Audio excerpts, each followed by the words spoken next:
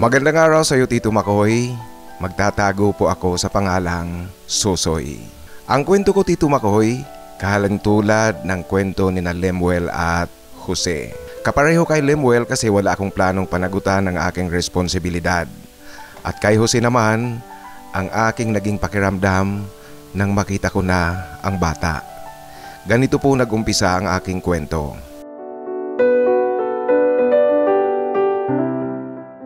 Namasukan si Amana bilang kasambahay sa aming kapitbahay. Hindi siya katabing bahay namin mismo, ngunit kapitbahay pa rin, Tito Makoy. Mabait si Amana, hindi ka maiinip kung kaharap mo siya kasi makwento ang taong ito. Sa gabi pagkatapos kong maghapunan, nakatambay ako sa gilid ng kalsada. Normal ito, Tito Makoy, at regular na tambayan namin ito sa harap ng bahay kung saan namamasukan si Amana. Madalas ring tumatambay si Amana kung tapos na siya sa kanyang mga gawaing bahay, nakikipagbiruan sa aming magkakaibigan. Sa mga araw at gabing pagkikwentuhan namin, napansin ko, Tito Makoy, ang kanyang kakaibang lambing sa akin. Minsan kung nagluluto siya ng litchi flan at kahit na anong dessert sa pamilyang kanyang pinagsisilbihan, inaabutan niya ako, Tito Makoy. Maging ibang luto, Tito Makoy, yung hindi karaniwan na kinakain natin araw-araw. Pag nagluluto itong si Amana, lagi-lagi niya akong pinagtatabi at binibigyan. Dala siguro ng pagiging GJSS ko, Tito Makoy. Nakakahiyamang aminin, ngunit ganoon ako noon, yung gwapong-gwapo sa sarili. Dahil dito nabuo ang isip ko na may pagtingin sa akin si Amana. Dahil na rin sa nakikita kong kakaibang pakikitungo niya sa akin. Itong si Amana, Tito Makoy, maitsura siya, malinis ang katawan, pantay-pantay ang kanyang ngipin, maganda rin ang kanyang mga ngiti. Galing nga lang siya sa isang mahirap na pamilya, kaya namasukan bilang kasambahay. Linigawan ko, Tito Makoy, si Amana, ngunit hindi seryosohan. Kasi, Tito Makoy, sayang naman ang mga lambing na ibinibigay niya sa akin kung hindi ko ito man lang mapapakinabangan. Alam niyo na po, hindi ako manhid at lalong-lalong hindi ako torpe. Sa madaling kwento, Tito Makoy, naging kami ngang dalawa ni Amana. Maingat na maingat ako dahil ayokong magbunga ang pagkakaroon namin ng ugnayan. Kasi nga, Tito Makoy, hindi ito seryoso. Saka mayroon talaga akong siyota, nasa ibang lugar nga lang noong panahon na iyon. Ngunit isang araw, sinabi sa akin ni Amana na madalas siyang nahihilo tapos na-delay na ng ilang araw ang kanyang buwan ng dalaw. Tito Makoy, ito ang kinatatakutan ko. Hindi pwede, hindi pwede. Ayokong mabansagang at killer. Dahil dito, Tito Makoy, lingid sa kalaman ni Amana, bigla akong nagdesisyong tanggapin ang trabahong inaalok sa akin ng kaibigan ko sa Manila. Sa kanyang pinagtatrabahowang kumpanya rin. Kaya lumuwas ako ng Manila biglaan at wala sa oras. Nakapasok ako sa isang engineering consulting firm. Magaling kasi ako, Tito Makoy, sa AutoCAD. Ito talaga ang trabaho ko. Kaya madali akong nakapasok sa consulting firm kung saan nagtatrabaho ang kaibigan ko. Ang pagluwas ko ng Manila, tamang-tama naman kasi itong si Valinda, ang syuta ko talaga, nasa Manila rin nagtatrabaho sa isang hotel. Magkakasama na kami palagi ni Valinda. Kaya maganda ang paglipat ko ng Manila. Sa Manila, Tito Makoy, namuhay akong normal na parang walang problema ang tinakasan. Subalit lumipas ang ilang buwan, tumawag sa akin ang mama ko, nagtatanong tungkol sa kaso ni Amana at ang kanyang pagdadalang tao. Hindi ako tumanggi, Tito Makoy, ngunit sinabi ko sa mama ko na ayoko sa kanya, hindi siya ang gusto kong maging asawa. Galit na galit ang mama ko sa akin, Tito Makoy. Katakot-takot at sangkatutak na sermon ang inabot ko sa kanya. Ayon sa mama ko, kinakailangang panagutan ko ito kasi nga responsibilidad ko kay Amana. Ngunit, Tito Makoy, alam niyo po, nasa edad na ako, Hindi ako pwedeng diktahan pagdating sa personal na bagay. Kaya ang desisyon ko ang nanaig. Walang nagawa ang mga magulang ko. Dumating ang araw, Tito Makoy, narinig ko na lang na umalis na si Amana sa kapitbahay namin na kanyang pinagsisilbihan noong malaki na ang kanyang tiyan. Marami ring text akong natatanggap mula kay Amana mula noong umalis ako sa amin. Ngunit di ako nagre-reply. Lalo pat, alam mo na Tito Makoy, kasama ko dito sa Manila ang aking siyotang si Valinda. Mahirap na. Hanggang isang araw nakatanggap ako muli ng text mula kay Amana. Humihingi sa akin ng tulong, pambili ng gatas. Nalaman ko Tito Makoy na nagsilang na pala ito ng isang sanggol, lalaki ang kanyang anak. Alam niyo po, hindi kaagad ako nag-reply kasi ang pumasok sa isip ko kung papatulan ko ito, baka maging umpisa na ng kanyang tuloy-tuloy na panghihingi sa akin. Alam naman natin Tito Makoy ang kulturang umpisahan mo o kaya pagbigyan mo ng isang beses, tuloy-tuloy na yan. Ngunit noong pang-ilang text na niya sa akin, kahit papaano Tito Makoy, dinapuan din ako ng konsensya, napilitan akong magpadala. At iyon nga ang kinatatakutan ko, nagtuloy-tuloy na ang pag-iingay sa akin ni Amana. Buwan-buwan nanghihingi ng pambili ng gatas. Minsan Tito Makoy, inaabot ako ng pagkainis, natotorete ako sa kanyang mga pag-iingay.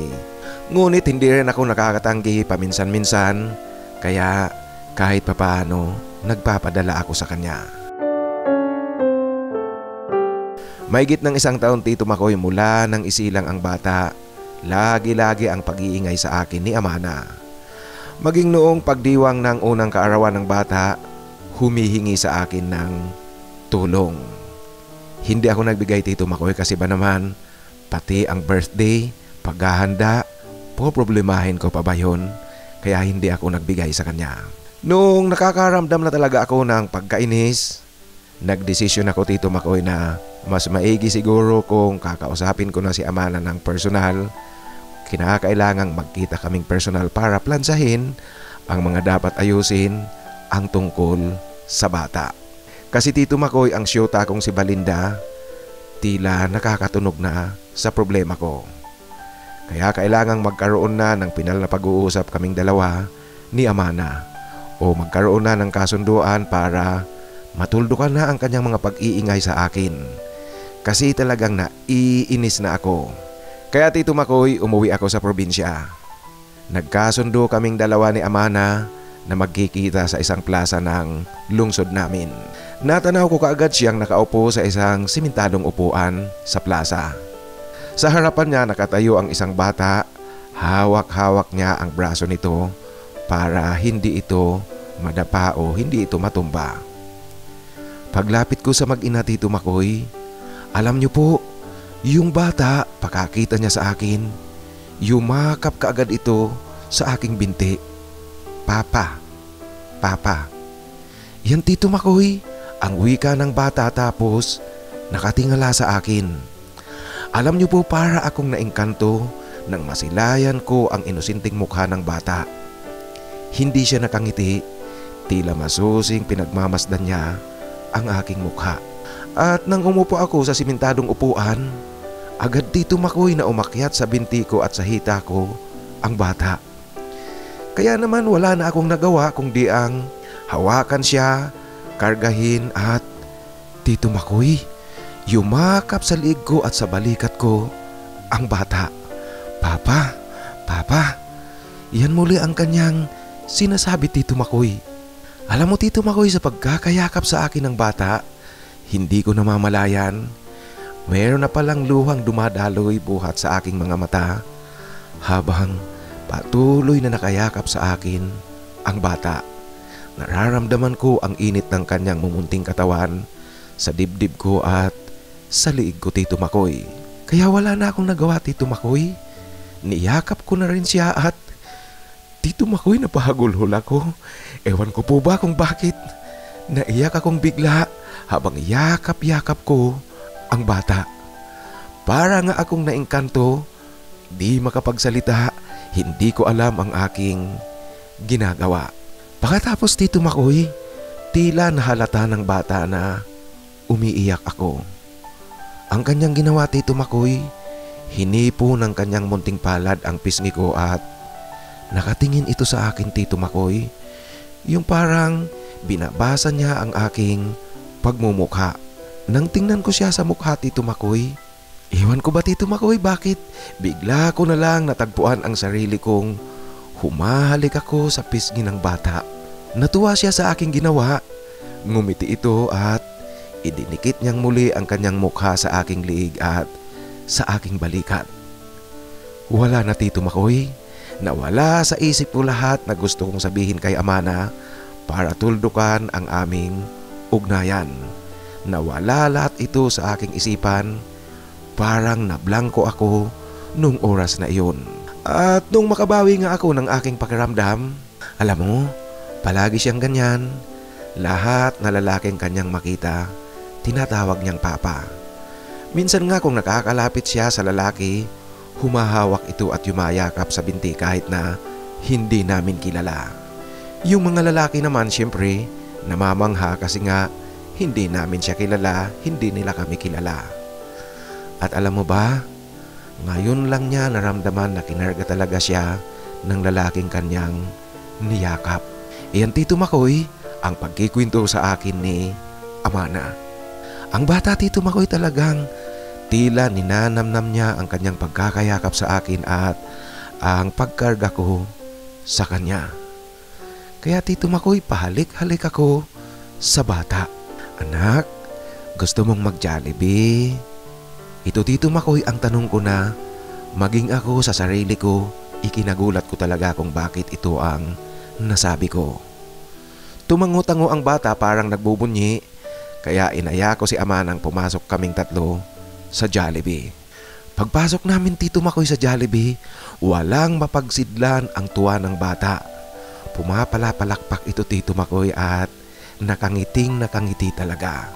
Kalong-kalong ko siya Tito Makoy habang nakaupo kami sa loob ng Jollibee. At pinagmamasdan ko Tito Makoy ang bata. Panatag na panatag itong nakakalong sa akin. At sa bawat pagkakataong humahawak sa aking braso ang bata, aaminin ko Tito Makoy, kakaibang kasiyahan ng aking nararamdaman. At mayroong kasabay na kurot sa dibdib na nakikita kong masayang kumakain ang bata. Tuwang-tuwa talaga siya sa in-order kong hamburger na pambata. Alam niyo po Tito Makoy, yung inis na nararamdaman ko laban kay Amana at ang mga bagay na gusto kong linawin sa kanya, naglaho na lahat iyon. Walang pag-uusap na naganap. Napalitan iyon ng kakaibang tuwang nararamdaman ko. Ang nararamdaman ko Tito Makoy, tatay ako ngayon. Tatay ako ang ama ng bata. Anak ko ang kalong-kalong ko. Yan Tito Makoy ang naglalaro sa aking pakiramdam at sa aking isipan. Matapos ko Tito Makoy abutan ng kaunting halaga si Amana para sa bata, yung plano ko paglabas namin ng Jollibee, papasakayin ko na sila ng tricycle para umuwi. Umorder din ako ng take-out para sa bata. Ngunit yung bata Tito Makoy paglabas namin ng Jollibee, yakap na yakap siya sa aking liig habang karga-karga ko siya. Ayaw bumitiw sa akin ng bata Tito Makoy. Tuloy Tito Makoy, napilitan na lang akong sumama sa kanila pauwi. Hanggang sa tricycle, hindi talaga bumibitiw sa pagkakayakap sa liig ko ang bata.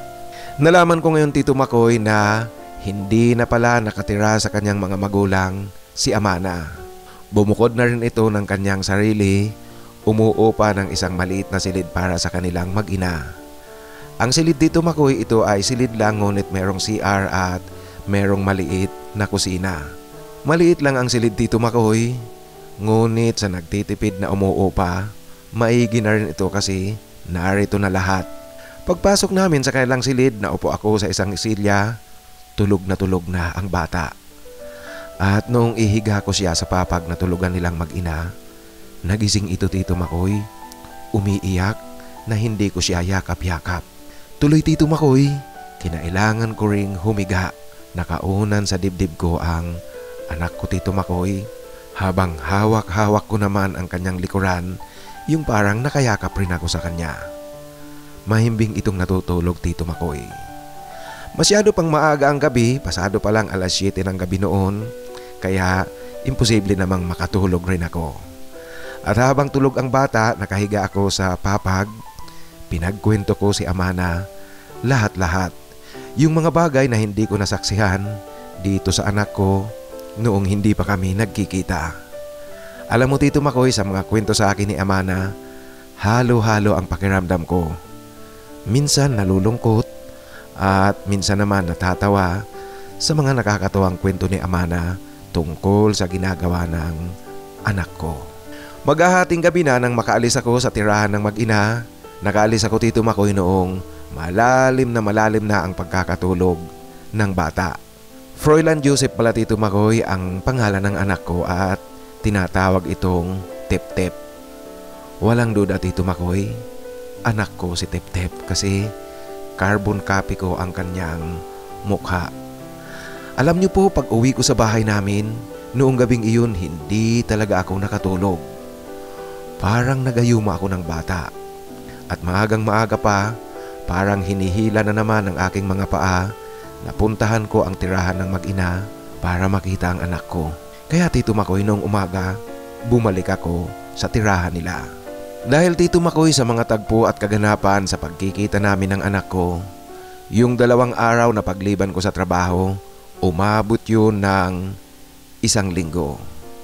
Kasi, Tito Makoy, maging ako, gustong gusto ko nang kasama palagi ang mag-ina. Naaaliw akong makita ang anak ko, naaaliw akong makita ang kanyang mga ngiti at ang pakikipaglambingan niya sa akin, Tito Makoy. Alam niyo po, ang pag-uwi kong iyon ay naging sanhi rin ng pagko-call off namin ng syota kong si Valinda. Kasi may mga naganap noong bumalik ako sa Manila. At sa pag-call off ng relasyon namin ni Valinda at yung tuloy-tuloy naman na komunikasyon namin ni Amana, sumibol muli ang aking damdamin kay Amana. Naramdaman ko, Tito Makoy, kakaibang klaseng pagmamahal ang nadarama ko na kay Amana. Hanggang sa niyaya ko nga siyang magpakasal kami kasi talagang alam ko na, Tito Makoy, sigurado na ako sa aking pakiramdam. Mahal na mahal ko nga pala itong si Amana. Idagdag mo pa, Tito Makoy, ang pagmamahal ko sa anak ko. Subalit, Tito Makoy, sa aking pagyayaya kay Amana na magpakasal kami, hindi siya naniniwala sa akin. Tuwing babanggitin ko sa kanya ang kasal, alam ko nadadala ka lang sa pagmamahal mo kay Tep-Tep. Alam ko, unang-una yung pagtakas mong iyon, alam ko rin dahil nahihiya ka na isa lang akong kasambahay. Kaya, Soy, hindi ako bagay sa iyo. Hindi ako naniniwala sa sinasabi mo. Mas maganda siguro manap ka ng iba yung bagay talaga sa iyo. Iyan, Tito Makoy, ang mahinahon na sinasabi sa akin ni Amana. Alam niyo po, taon din ang binilang ng pangungumbinsi ko sa kanya para ipakitang totoo ang sinasabi ko sa kanya at seryoso ako sa aking pagyayayang magpakasal kami. Subalit, Tito Makoy, talagang hindi niya pinaniniwalaan ang mga sinasabi ko. Hindi siya naniniwalang seryoso ako. Ang hanap buhay nga pala ni Amana ay ang pagpipedicure at manicure. Nalaman ko sa kanya na noong buntis pala siya, nung umalis siya sa bahay na kanyang pinagsisilbihan, nag-aral siya ng pagmamanicure at pedicure. Ngayon, ito ang kanyang hanap buhay. Tuwing hapon, pumupunta sa palengke para sa kanyang mga regular na suki. Minsan naman, pumupunta sa bahay ng iba pa niyang customer. Maganda rin ang kanyang payak na hanap buhay. Tuloy-tuloy, araw-araw, mayroon itong kinikita. Bagamat sabihin natin kinakapos pa rin, ngunit napagkakasya niya ang kanyang kinikita para sa kanilang mag-ina. Hanggang, Tito Makoy, sa isang araw talagang tuluyan akong nalungkot at yung aking pag-asa na magkabalikan kaming dalawa, tuluyan ang naglaho. Kasi sinabi sa akin ni Amana na magpapakasal na sila ng kanyang manliligaw. May nanliligaw nga pala sa kanya at natuloy nga ang kanilang pagpapakasal, Tito Makoy. Bagamat labag sa kalooban ko, ngunit wala akong nagawa kundi ang igalang ko ang kanyang naging desisyon. Ang naging asawa ni Amana ay karpintero, tubero, electrician. Maraming alam na trabaho ang kanyang asawa. Kung walang trabaho naman, nagpipidikab ito. Mabait din Tito Makoy ang naging asawa ni Amana at masipag. At sa pagpapakasal nilang iyon, binalikan ko si Balinda. Naging kaming dalawa muli mula sa pagko-call off namin nitong mga nakaraang araw. At sa aming pagbabalikan, nagdesisyon rin kami na mag-live-in na. Ngunit Tito Makoy, ang laki ng pagkakaiba. Naging masyadong silosa itong si Balinda dahil nalaman niya nga na meron akong anak. Puro pagdududa ang iniisip nito at lahat pagbibintang sa akin ng kung ano-ano na lang. Madalas kaming nag-aaway Tito Makoy. Liban pa dyan, palibhasa nga nasanay siya sa hotel na kanyang pinagtatrabahuan. Magastos sa maintenance ng pagpapaganda Tito Makoy. Hindi ko kayang suportahan ang kanyang luho. Kaya isa ito sa madalas naming pinagtatalunan. Sa ilang taon na pagsasama namin Tito Makoy, masasabi kong walang katahimikan at walang katiwasayan. Hanggang sa natuklasan ko na nangangaliwa sa akin. Nalaman ko nitong huli na meron pala itong sugar daddy na in-check, matanda na. Dito ko nalaman Tito Makoy na ang kanyang labis-labis na pagsiselos pala ay panakip-butas lang ng kanyang pagtataksil sa akin. Alam mo Tito Makoy, sa tindi ng galit ko, aaminin ko talagang napagbuhatan ko ito ng kamay. Nung malaman ko ang lahat na kanyang lihim, ang kanyang pagtataksil sa akin. Ipinagtabuyan ko siya Tito Makoy. Pinaalis ko talaga, pinalayas ko sa tirahan namin. Buti na nga lang wala pa kaming anak kasi si Balinda naman talaga ang nagsasabi na hindi pa siya handa at hindi pa raw sapat ang kinikita namin para magkaroon ng anak. Kaya ilang taon kaming nagsama ngunit wala kaming anak. Alam mo Tito Makoy, iyan ang labis na pagsisisi ko at panghihinayang ngayon. Yung binaliwala ko ang relasyon namin ni Amana, binaliwala ko si Amana. Labis-labis ang aking panghihinayang magpahanggang ngayon Tito Makoy. Kasi nakikita ko na kahit simpleng buhay lang meron ang mag-asawa, ngunit masaya silang nagsasama. Alam niyo po, tuwing nakikita ko ang dalawa sa kanilang matiwasay na pagsasama, aaminin ko Tito Makoy, nanghihinayang at naiinggit ako. Ako dapat ang nasa kalagayan ng asawa ni Amana. Ako dapat ang asawa ni Amana.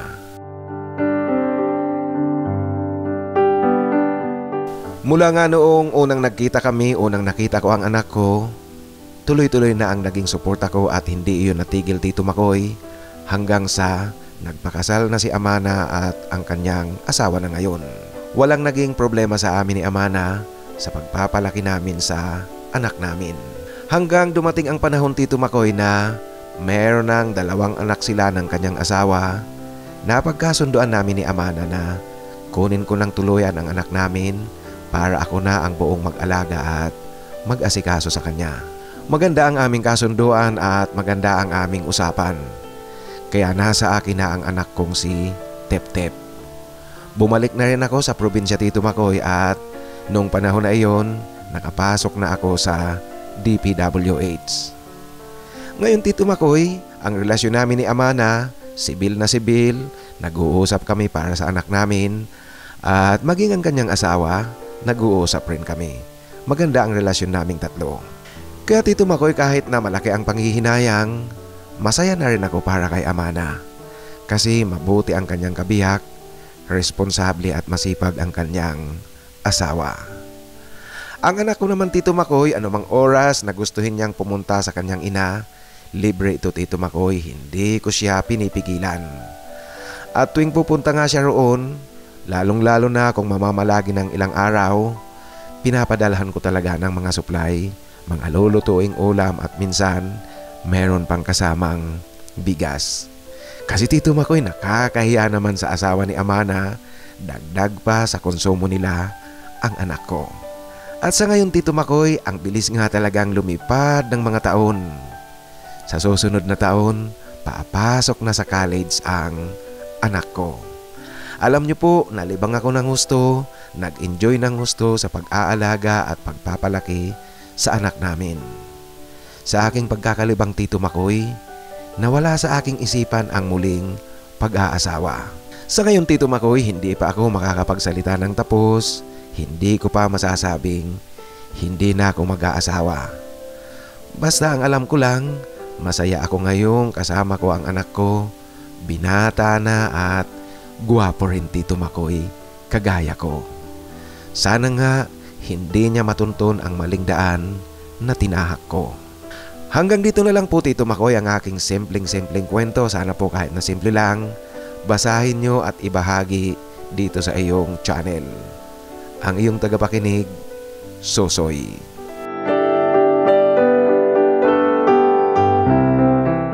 Maraming salamat Sosoy sa pagbabahagi mo ng iyong kwentos. Alam mo Sosoy, yung kwento mo nagpapatunay lang ito na totoo nga yung sinasabing minsan merong isang bagay na nasa atin, nasa kamay natin, ngunit hindi natin ito pinapahalagahan. Walang kwenta ito sa mga mata natin at sa pakiramdam natin. Iba ang gusto natin, hindi kung ano ang nasa kamay natin. Iba ang hinahanap natin. Ngunit oras na mawala na ang isang bagay na yan sa kamay natin, dito natin nararamdaman at napagtatanto na iyon pala ang gusto natin at iyon pala ang kailangan natin. Parang si Amana, ngayon napagtanto mo na siya ang gusto mo at sana nga siya ang naging asawa mo. At tungkol kay Amana, yung hindi niya paniniwala sa iyo, alam mo, hindi rin natin siya masisisi. Kahit sino man sa atin, talagang yun ang mararamdaman. Yung tinakasan mo siya, nalaman niyang yung pakiramdam niya talagang hindi mo siya mahal. At lalong-lalo na nung sinabi niyang dahil isa lang siyang kasambahay, hindi siya bagay sa iyo. Alam ko yun ang pakiramdam ni Amana noong takasan mo siya noong magbuntis siya. Kaya hindi natin siya masisisi kung hindi siya naniwala sa iyo sa mga pagyayaya mo sa kanyang magpakasal. Talagang ang iisipin nun, baka napipilitan ka lang dahil nga meron kayong anak. Ganoon pa man, masaya ako kasi masaya ang ending nitong storya mo at masaya kayong namumuhay ngayon. Masaya at sibil ang relasyon mo kay Amana at sa asawa nito. Sa muli Sosoy, maraming salamat sa pagbabahagi mo ng iyong kwento. Ngayon mga kaibigan, sa ating shoutout, unahin nating i-shoutout si Teddy Arasola ng Alcobar at Dammam, Saudi Arabia, 10 ng kanyang mga kasamahan. Maraming salamat Teddy sa tuloy-tuloy na pakikinig. At shoutout din sa ating kapatid na si Alfonso Alcaide ng Sitio Obito, Barangay San Agustin, Caranglan, Nueva Ecija. Fonsi, maraming salamat Alfonso Alcaide sa tuloy-tuloy na pakikinig at suporta, at shoutout na rin sa ating mga kasamahan sa lalawigan ng Nueva Ecija. At ang ating kapatid na si Florentino Jimenez, muling nagpapa-shoutout. Florentino Jimenez ng Alcala, Pangasinan. Maraming salamat Tino sa tuloy-tuloy na pakikinig at suporta. At syempre shoutout din sa ating kapatid na si Raul Millete. Si Raul Millete ang alam ko kay Raul nasa US rin ito. Hindi ko lang matandaan kung anong state siya sa US. At ang isa pang natatandaan ko dito kay Raul, kung hindi ako nagkakamali, kung hindi pa inaatake ng katandaan ng aking otak, ang alam ko sa iyo, taga Camarines Sur ka rin at parang nasabi mo noon na ang hometown mo talaga sa Bicol ay Iriga. Sa muli Raul Millete, shout out sa iyo at sa lahat ng mga kababayan natin dyan sa Tati. At shout out din sa ating kapatid na si Chor Barrel. Itong si Chor Barrel, gusto niya palang makahanap rin ng forever. Kaya Chor, isasama kita sa Team A. Ngayon nga ang aking babanggitin maya-maya ay ang Team A sa mga hinahanapan natin ng forever. Sa muli, Chor Barrel, maraming salamat at isasama na kita sa Team A na naghahanap ng forever. At gusto ko ring batiin ang ating kasamahan sa may Kuala Lumpur, Malaysia, si Cyberroll. Itong si Cyberroll, nagtatanong siya doon sa kanyang comment kung historian raw ako. Sana nga Cyberroll, historian ako. Alam mo kung pagiging historian ang ibibida ko. Wala akong pwedeng maikwento kung di mga kwentong barbero lang tungkol sa history. Hindi ako historian. At mahilig rin ako sa history. Gustong gusto ko nga rin nagbabasa ng mga history, ngunit hindi ako historian. Sa muli, Cyberroll, maraming salamat. Shout out sa iyo dyan sa Kuala Lumpur, Malaysia. Ngayon mga kaibigan, ang ating hinahanapan ng forever, isa-shout out ko ngayon ang mga naghahanap ng forever sa Team A. Alvin Kalalang, naghahanap ng forever. Dominador Patawaran, naghahanap rin ng forever.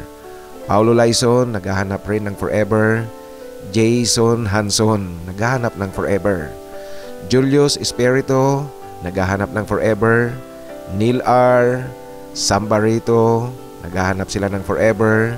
Ganoon din si Ramon Sarmiento at si Chor Barrel, ang bagong kasapi ng Team A. Yung mga binanggit ko pong pangalan para doon sa mga ngayon pa lang nakasama natin, ngayon pa lang nakikinig dito sa ating kwentuhan. Yung mga binanggit kong pangalan, naghahanap sila ng forever. Kaya pwede nyo silang kontakin dito rin sa ating channel.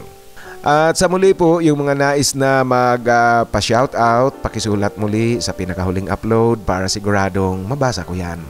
Kasi kung sa lumang upload na, napakalaki na ng posibilidad na hindi ko yan mabasa.